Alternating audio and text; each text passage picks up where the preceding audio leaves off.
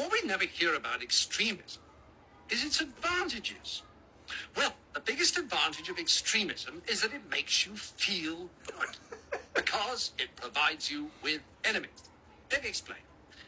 The great thing about having enemies is that you can pretend that all the badness in the whole world is in your enemies and all the goodness in the whole world is in you. Attractive, isn't it?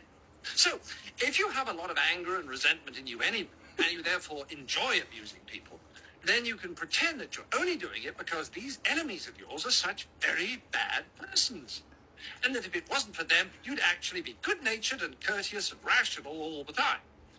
So, if you want to feel good, become an extremist. Okay, now you have a choice. If you join the hard left, they'll give you their list of authorized enemies.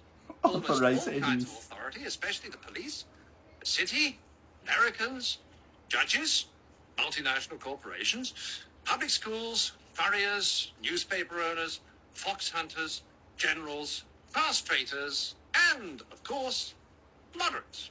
Or, if you'd rather be an extremist on the hard right, no problem, fine, you still get a lovely list of enemies, only they're different ones. Noisy minority groups, unions, Russia, weirdos, demonstrators, welfare sponges, meddlesome clergy, peaceniks, the BBC, strikers, social workers, communists, and, of course, moderates. And upstart actors. Now, once you're armed with one of these super lists of enemies, you can be as nasty as you like and yet feel your behaviors morally justified.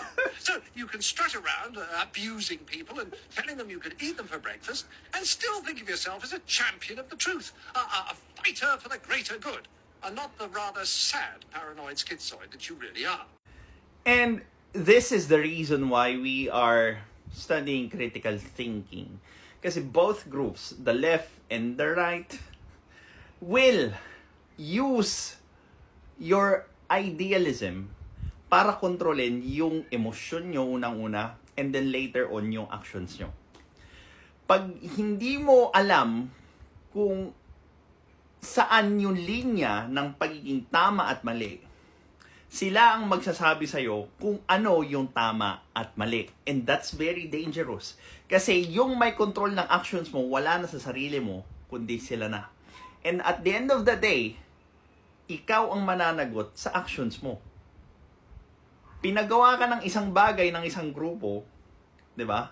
Tapos, hindi sila yung mananagot doon sa actions mo, kundi yung gumawa ng actions. And that's why it's very dangerous if you are going into politics nang wala kang critical thinking kasi makokontrol nila yung actions at pag-iisip mo.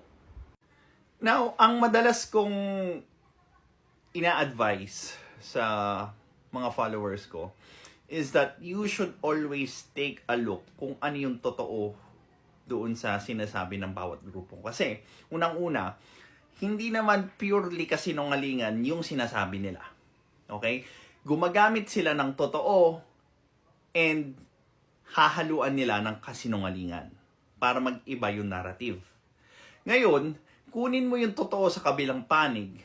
And ang kagandahan doon, pagkakuha mo ng totoo doon sa magkabilang panig, you could combine them and you could think of a way, how can we move forward together nang hindi mo iniiwan yung kabilang panig.